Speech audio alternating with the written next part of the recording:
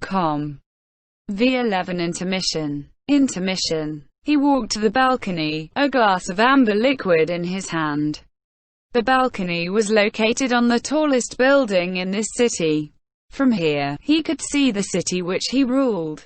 His people lived between the myriad pinpoints of light below. He smirked as he took in the view, and pressed the glass to his lips. The hot, smoky sensation spread through his body from his belly. The wind was quite comfortable. Now that he was in a good mood, he asked the weakling who knelt in his room a question. "So what?" The weakling drew in a breath, but he had no interest in that. All he felt was displeasure in not receiving an immediate answer to his question. However, he was not angry enough to kill someone yet, so he did not make use of his might. He was a merciful king. Also, the scent of blood would linger. Even if he had someone clean it up, he would still feel annoyed for a while. That being the case, the cleanest way to do it would be to push the weakling off from here. The most important thing was that the extreme circumstances of the fall might awaken the power of the weakling. He wanted to say that it would be a good idea, but unfortunately, the weakling opened its mouth before he could do so. The theocracy is building a field camp nearby. If this carries on, they will attack our royal capital in the coming years. So what? If this goes on, we will all be destroyed. Please, I beseech your majesty to use his might. Worthless. He the king laughed it off. Why should I use my might on behalf of you weaklings? If he turned his head over his shoulder to look, he would see a citizen of his country kneeling there, a female elf. How stupid she looked. She was so weak, with no special abilities, and thus utterly worthless. Because of that, she could not understand how wonderful the theocracy's invasion was. Don't be stupid. Do you lack the will to muster up the strength to defend your own country? Or do you expect me to save you from any difficulty that crops up? But, the theocracy is very strong, and our strength alone. There was a distinct difference between the power of the theocracy and that of his nation.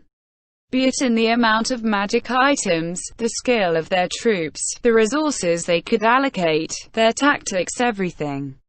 The only reason why the elves could still hold the line in the face of the overwhelming power of the theocracy was due to their guerrilla tactics, the only field in which they surpassed the theocracy. And the fact that the theocracy feared losing troops to the monsters of the Great Forest of Evasha. Thus, they had slowed their advance. However, the theocracy had recently committed the Holocaust, scripture which had hitherto been assigned to the defense of their home nation, to the fray. They were experts in assassination, guerrilla warfare, and counter-terrorism, and thus the theocracy's advance had sped up immensely. How surprising! Are you at your wits' end because you are all weaklings? This is truly a country of idiots.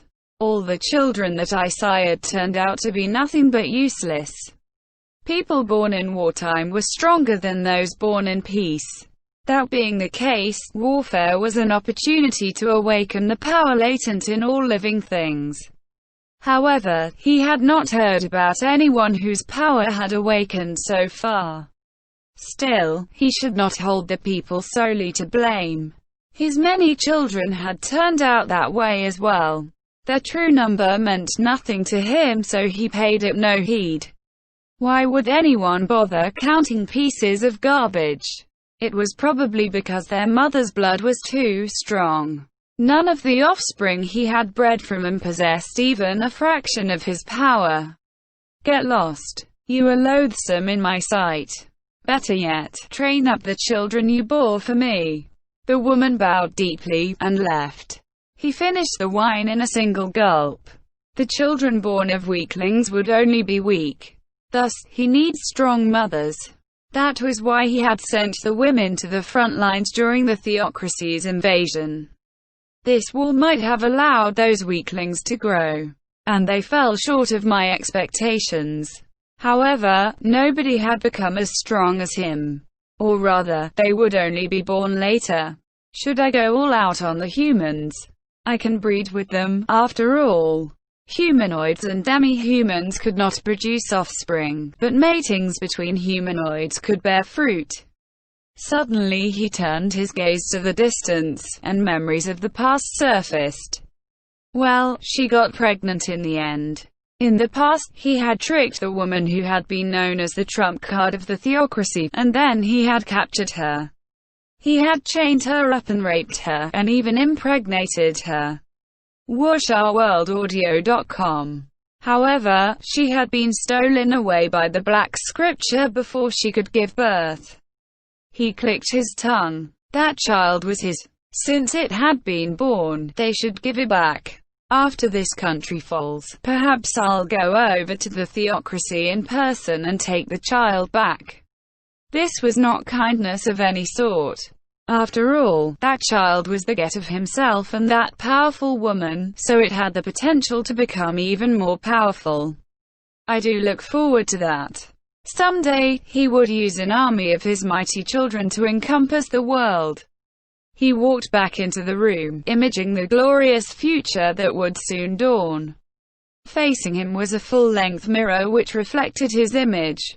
It was that of an elf whose eyes had mismatched colors. End chapter.